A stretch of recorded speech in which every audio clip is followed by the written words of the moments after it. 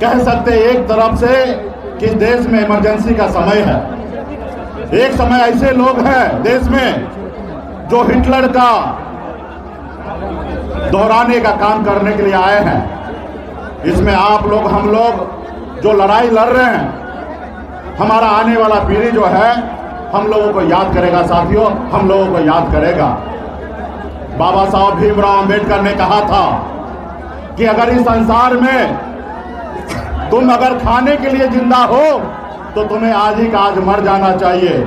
अगर इस संसार में हो तो अपने हक अधिकार के लिए संघर्ष करो और लड़ाई लड़ो साथियों, लड़ाई लड़ो। आज हम लोग बाबा साहब भीमराव अंबेडकर जी के विचार पे चलने के लिए आए हैं।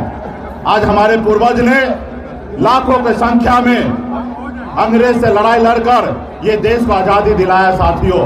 पौने 200 साल अंग्रेज से लड़ाई लड़ा, तब जाके देश आजाद हुआ।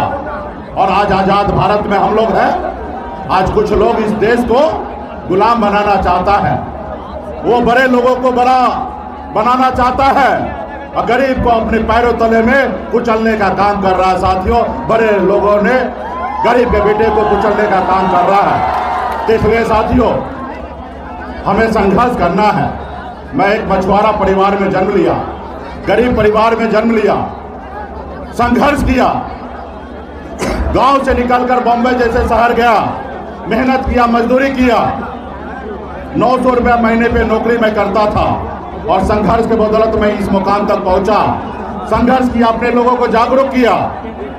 आपने देखा हमारे पास 4 विधायक बनाया था, हम मंत्री पे बने, अपने दम पे बने, हमने मुख्यमंत्री बनाया। लेकिन उन लोगों ने देखा कि एक गरीब का बेटा, एक गरीब मछुआरा का बेटा हमारी बराबरी कर रहा है। उन्होंने हमारी पार्टी को तोड़ दिया, हमें उस सरकार से बाहर कर दिया जो सरकार हमने बनाया था। वो नहीं चाहता है कि गरीब का बेटा आगे बढ़े। आज आपने देखा कि किस तरीके से जब महागठबंधन का सरकार बना, जब तेजस्वी प्रसाद यादव जी सामाजिक न्याय के लिए काम करने लगे, जातिगत जनगणना करने लगे, राज्य में युवा को नौकरी देने लगे, तो फिर भाजपा ने एक षड्यंत्र के तहत फिर से सरकार को, नीतीश कुमार जी को पलटी कराकर और कहीं ना कहीं सरकार को पीछे ढकेलने का काम किया। आज हमारी सरकार होता, तेजस्वी जी के नेतृत्व में सरकार होता, तो आज लाखों युवा को फिर से नौकरी मिल गया रहता।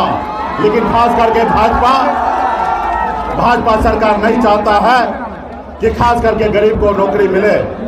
तो इसलिए साथियों इस समय है लड़ने का। एक एक युवा साथी अपने आप को मजबूत होइए, एक एक गांव में जाइए, एक एक बूथ पे जाइए और संदेश लेके जाइए कि हम आने वाला पीढ़ी के लिए लड़ाई लड़ना चाहते हैं। ऐसे लोगों को तानाशाह जो दिल्ली में बैठे हैं उनको हटाना है। अभी आप देखिए ये लोग, एक गांव में कहावत है, चोर भी जोर से बोलता है, जो चोरी करता है वो सीना चोरी करता है। आप देखिए जिस दुनिया में कहीं पे भी इस तरीके से करप्शन नहीं हुआ होगा जिस तरीके से करप्शन मोदी जी के सरकार में हुआ। इलेक्ट्रॉनिक बॉन्ड के जरिए आपने देखा किस तरीके से पहले ईडी का नोटिस भेजता है, सीबीआई का जांच कराता है और उसके बाद उससे चंदा ले लेता है, फिर छोड़ देता है। आज इमरजेंसी जैसा हालत है, 2 राज्य में मुख्यमंत्री को जेल में डाल दिया गया है।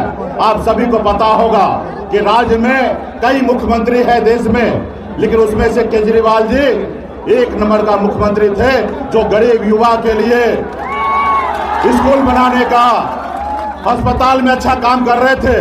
लेकिन ऐसे मुख्यमंत्री को जेल में डालने का काम किया। इस देश में आदिवासी का बेटा मुख्यमंत्री थे झारखंड में, उन्होंने उनको फर्जी पेपर बना के उनको जेल में डालने का काम किया। इसलिए साथियों अगर सर उठा के जीना है तो संघर्ष कीजिए, लड़ाई लड़िए। आज हम लोग भी अपने हक अधिकार के लिए लड़ाई लड़ने के लिए आज मैदान में उतर गए हैं। इसलिए साथियों और खास करके हम अपने वीआईपी पार्टी के तमाम नेतागण, शुभचिंतक को मैं आग्रह करूंगा कि यहाँ पे अपने आप को मानिए कि आप खुद स्वयं कैंडिडेट हैं और यहाँ पे बहन अर्चना कुमारी जी के लिए एक एक गांव में घूमिए, एक एक वोट बूथ पे जाइए और हमारे संदेश को पहुंचाइए और एक एक वोट हमारे राष्ट्रीय जनता दल के लिए लालटेन छाप नंबर 1 पे उनको वोट दिलवा के और उसको विजय बनाइए। तब आने वाला समय में हमारा पीढ़ी जो है वो सर उठा के जिएगा। तो इसलिए तमाम यहाँ पे सभी नेतागण को बहुत बहुत धन्यवाद देता हूँ। युवा साथी को